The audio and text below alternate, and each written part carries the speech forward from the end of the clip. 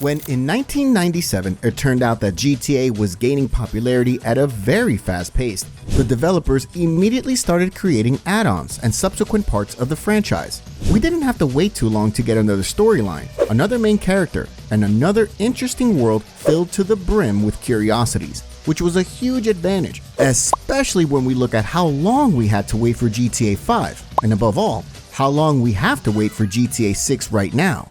However, the rapid release of subsequent titles by Rockstar was unfortunately also associated with some downsides. The downside that we'll focus on today will be some kind of inaccuracy in filling certain gaps in the plot, not caring that everything adds up. In turn, we will discuss this issue on the example of Ryder's betrayal, who, as we know from the storyline of GTA San Andreas, allegedly set up CJ, Sweet, and his gang at some point in the game. Getting straight to the point, the first reason why Ryder's betrayal isn't right is comparing his missions to Big Smoke's. In the case of both men, CJ performs a total of 4 tasks, but the purpose of these missions is where the rub lies. In missions for Ryder, pretty much every time CJ does something to help the families.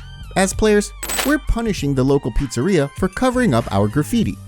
To get better weapons for the gang, we rob the army, a retired colonel, and take weapons boxes from a freight train that had an unplanned stop in Los Santos. As you can see, literally every mission is done in favor of the families. Ryder helps his crew all the time, and we see that from the very beginning. On the other hand, we're dealing with something opposite in Big Smoke's missions. Being in CJ's shoes, we help kill one of the Vagos members, then even more Vagos, and finally, we murder some members of the Russian mafia. At first glance, it might seem that we're acting for the benefit of our gang, carrying out mysterious Big Smoke's plan. But in reality, we only really do everything for Big Smoke himself and Tenpenny, for whom Los Santos Vagos and the Russians are a big threat.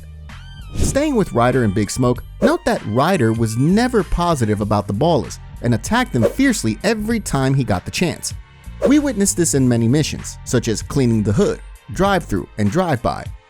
This made him very different from Big Smoke, who looked like he wasn't very involved in the whole feud with the Ballas. In short, Big Smoke avoided confrontation, a perfect example of which was the drive-through mission. Alright, I'm on it. Oh, man. That food filled a hole. You chubby motherfucker. Next time you better start blast or I'm gonna blast you myself. Smoke you wide, man. I mean wide. And that's why you love me, baby. Most of you will probably say by now that Big Smoke also shot the Ballas in the drive-by mission. And you're right, except that we don't think Big Smoke should be there at all. The professional, who also analyzes the storyline, explains Big Smoke's behavior that the man this time shot at the Ballas so that Sweet would not become suspicious of him. After all, Smoke had just blown it off in the previous mission, so it couldn't happen again. In our opinion, what the professional said is a very good argument, but there is one small problem. Big Smoke does not appear during the first cutscene of this mission. Instead, he pops up suddenly when we get into the car with our crew, which seems completely pointless. A good argument that Big Smoke could be copy-pasted into this mission can also be that he only has a few lines of dialogue, while the rest of the characters say much more. To sum up, it looks a bit as if the creators added Big Smoke to this mission to reassure the player that Big Smoke is loyal. They were trying to build an alibi for him. We assume that originally it could have been that Big Smoke wasn't supposed to be in this mission at all, which would of course be another clue that Melvin Harris is plotting behind our backs. Moving on, according to the gaming community, another thing that shows that Ryder is going to put his friends on the line is Tenpenny's suspicious visit to Ryder's house. While in the case of Tenpenny's visits to Big Smoke, there were many suspicious things, such as Big Smoke's behavior when CJ asked him about what Crash was doing in his house. In the case of Tenpenny's visit to Ryder's house, there was nothing suspicious about it. Crash gives a tip to Ryder about a train carrying weapons, which is very beneficial information for the families. It was the same in the case of the Los Sepulcros mission, where this time he had paid a visit to Sweet, which we'll talk about in a moment. And it was the same with the mission for the corrupt Crash unit. CJ also met with Tenpenny, who tried to maintain the balance of gang power in the city by giving the main character certain tasks. Coming back to the Catalyst mission, as a curiosity, we would like to add that this mission was originally supposed to be the last mission for Ryder, and not the task called robbing Uncle Sam. We were able to find out about this by looking through the files from the first version of GTA San Andreas Definitive Edition. We think that from this small detail, it's clear that the Catalyst mission was created later in the development of the game, and probably not until the concept of the local syndicate came up. Therefore, the mission was created to complete this thread, mainly because of the Contras organization, about which we told more in the episode, the thumbnail of which you can now see on the screen. If you want to learn more, we recommend you check out this video, and you can find the link to it in the tab. Going back to Sweet's meeting with Tenpenny, mentioned a moment earlier, we remember that the Crash officer gave Sweet, like Ryder, valuable information, namely, the funeral of one of the Ballas' OGs will be held soon, and the other important members will be there as well. So there is a discrepancy when it comes to Tenpenny's visits to Ryder and Sweet and Big Smoke. In the case of Big Smoke, Tenpenny is notorious above all. And what is worth emphasizing, Big Smoke does not tell CJ anything about what he talked about with Tenpenny, as if it were some kind of secret. There is something wrong here.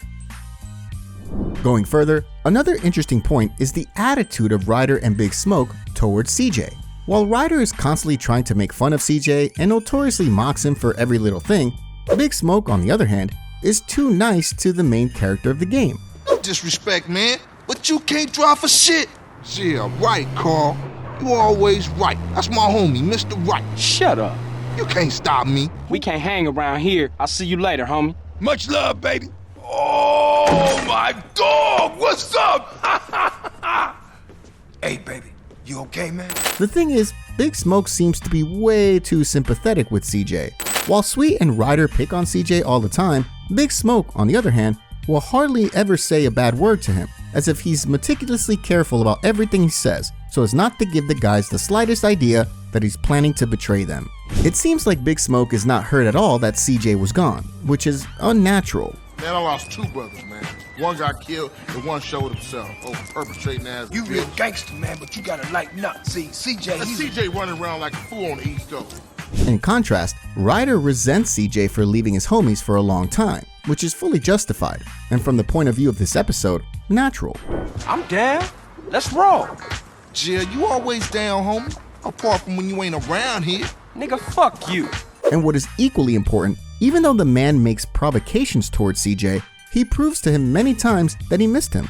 Taking this opportunity, if you're interested in the story of Big Smoke's betrayal and Tenpenny's plan behind it, we recommend you take a look at the episode about the Green Sabre, which we leave you in the tab.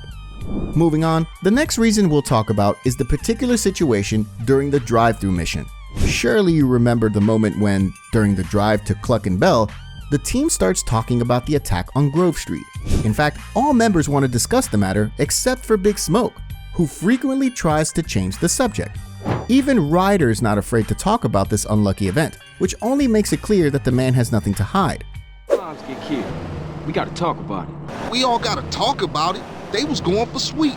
How you supposed to know that? You know what people are like. Say they have love for you, but won't say a word. Too damn scared. Some people say they saw a Green Sabre doing the work, then speeding away. Yeah, but people like to talk, don't they? Anyway, that's half of Santos you talking about. Yeah, you right, my bad. Hey, bruh. They had sprayed the house. I ain't see shit. And the last point of this episode is to present a few situations where, in our opinion, Ryder was unjustly copy-pasted into the mission, or on the contrary, removed from it, which we witness in the house party mission. Namely, during the first cutscene, Ryder appears, but right after the families prepare roadblocks, Ryder is suddenly gone. A lot of people think that Ryder just turned out to be a buster and ran off from Grove Street. We thought so too, especially due to some alternative possibility that may occur in the home invasion mission, where Ryder, when the mission is failed, will flee the scene like a total coward, leaving CJ behind. Let's get up out of here. Ryder, where the hell you at, man? There is, however, one snag here. Note that Ryder is later not mentioned for the rest of the mission, or even in subsequent quests for Sweet. Sweet would likely not let go of this topic if Ryder ran away and left his team without support, right? Another instance of a mission where Ryder shouldn't be this time is a task called the Green Sabre. Although we've mentioned this mission several times in other episodes, we still have to be clear. Ryder is copy-pasted there forcibly and clumsily. Every character present during this mission does not mention Ryder once. What we mean here is that when CJ is sitting in the car in the alley with Caesar, it's all about smoke. It's similar under the Mulholland intersection, where CJ once again only mentions Smoke while talking with Sweet. It's Smoke, and he in deep with Tenpenny and some ballers. He sold us out. Moreover, during one of the later missions called King in Exile, Ryder is once again not mentioned, although he allegedly betrayed the families. Finally, we'd like to say a few words about how we think Ryder's story should have ended. While we can understand that the creators at some point wanted to lead the fate of this character in a slightly different direction, we cannot accept that Ryder was forcibly added to some missions, or very unnaturally removed from them. If we were to propose something better, we think Ryder should have died during the battle under the Mulholland intersection, remaining an honored gang member, not a traitor as Rockstar North presented us. That would be all for today. In connection to the events mentioned in today's video, take a look at the episodes now displayed on the screen.